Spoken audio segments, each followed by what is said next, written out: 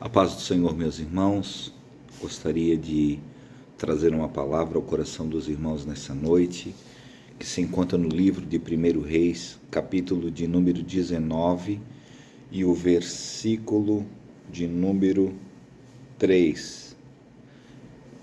O livro de 1 Reis, capítulo 19 e o versículo de número 3 a seguir, que nos diz assim: O que vendo ele se levantou e para escapar com vida fugiu, e chegando a Betseba, que é de Judá, deixou ali o seu moço. Ele, porém, foi ao deserto, caminho de um dia, e foi sentar-se debaixo de um zimbro, e pediu para si a morte, e disse: Já basta, ó Senhor, toma agora a minha vida, pois não sou melhor do que os meus pais.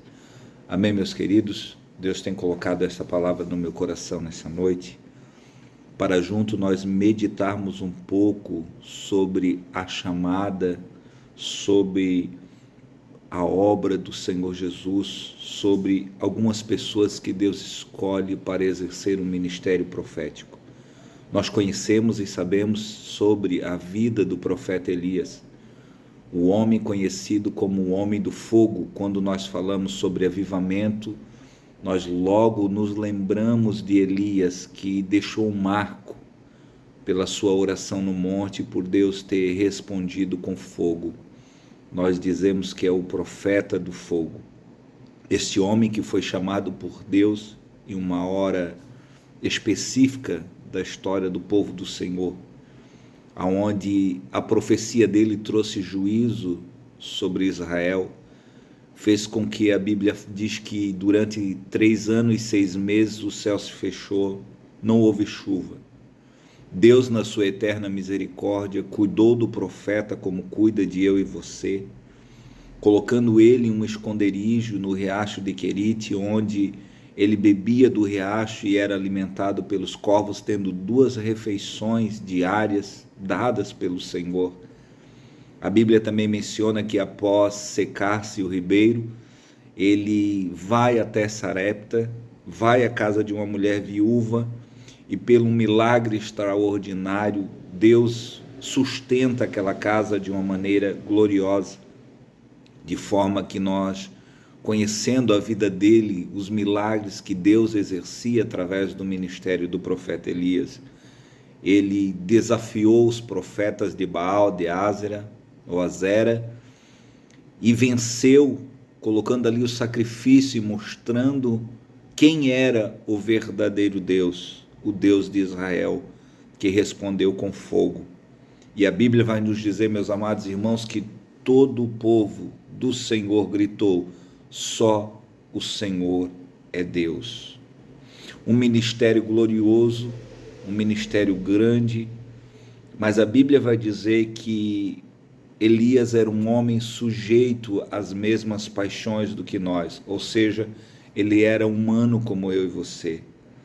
E a Bíblia diz que depois de tantos milagres de Deus ter sustentado e usado ele de tantas formas diferentes e gloriosas, a Bíblia diz que uma simples ameaça de Jezabel, após saber da morte dos falsos profetas, fez com que Elias se sentisse oprimido e se sentisse com uma espécie de desânimo e depressão tão gigantesca, que fez com que ele fosse para o deserto.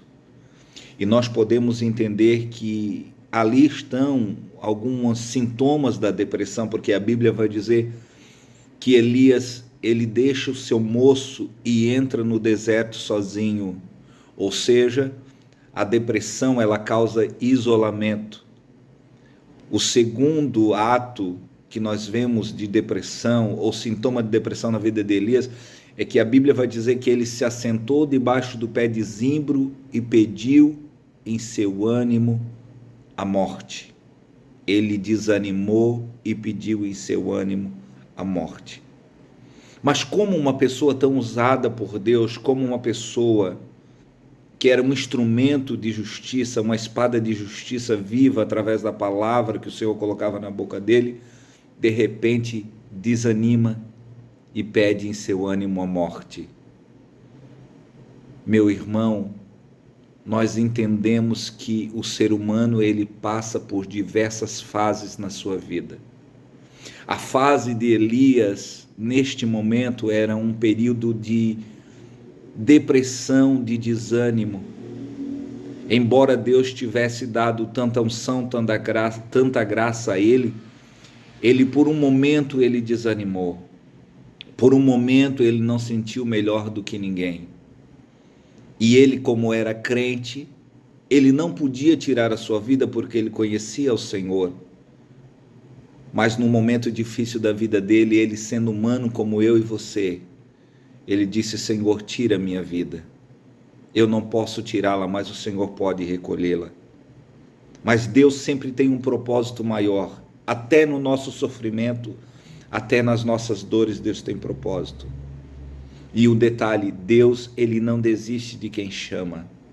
Elias desistiu. Quem sabe você que está me assistindo nessa noite já desistiu do seu ministério. Quem sabe você já desanimou, você já achou o seu pé de zimbro, se assentou embaixo dele e disse: Senhor, basta. Eu não quero mais nada, eu não quero mais pregar, eu não quero mais cantar, eu não quero mais dirigir igreja, eu não quero mais fazer visita. Mas eu quero dizer uma coisa para você: o Deus que chamou eu e você, ele não desiste. Porque enquanto Elias estava pedindo a morte, a Bíblia vai dizer que Deus ele envia um anjo, e o anjo vem e toca nele e diz a ele: come e bebe. E a Bíblia diz que Elias ele olha e vê um pão cozido sobre as brasas e água. A Bíblia diz que ele come, ele bebe, mas ele volta a dormir. Porque muitas das vezes Deus fala conosco, meus irmãos, mas nós não damos ouvido à voz de Deus. Nós não tomamos iniciativa. Mas Deus, ele é tão bom, ele é tão maravilhoso, que ele insiste comigo e você. A Bíblia diz que o anjo vem uma segunda vez e toca nele e diz a ele: come e bebe, porque muito comprido te será o caminho. Eu quero dizer para você que está me ouvindo nessa noite, meu querido, minha querida, que ainda não terminou, que o seu ministério ainda não terminou, que esse fruto que Deus colocou na sua mão vai frutificar muito, porque Deus não desiste de você. Deus não vai desistir, e Deus ele sabe tratar conosco, porque Elias agora ele come e bebe, com a força daquela comida ele vai até o Monte Horebe e caminha durante 40 dias e 40 noites, e quando ele chega, ele entra em uma caverna, e quando ele está lá dentro, na solidão, porque é no silêncio e na solidão que muitas das vezes Deus precisa falar conosco e tratar conosco. Deus chama Elias para o seu consultório particular. Ali era uma conversa de pai para filho. Elias estava muito entristecido e Deus sabe o momento certo de falar conosco. A Bíblia vai dizer que quando ele entra na caverna, Deus diz para ele: o que fazes aqui, Elias? Já nos dando a entender que não é possível nós fugirmos da presença de Deus. Porque Deus não aponta para a caverna e diz para ele: o que fazes aí? Deus olha para ele e diz: o que fazes aqui? Ou seja, Deus já estava esperando ele dentro da caverna. E agora Deus vai tratar com ele, porque ele sai de sobre a caverna quando escuta a voz do Senhor, e a Bíblia diz que há 3 manifestações na porta da entrada da caverna, mas porém Deus não estava em nenhuma delas, nem fogo, nem vento, nem terremoto. A Bíblia diz que uma voz mansa e suave, porque naquele momento era o momento de Deus tratar com Elias com calma, com mansidão, porque Deus sabe como conversar comigo e você, meu querido e minha querida irmã. E Deus diz a ele: o que fazes aí, Elias? O que fazes aqui?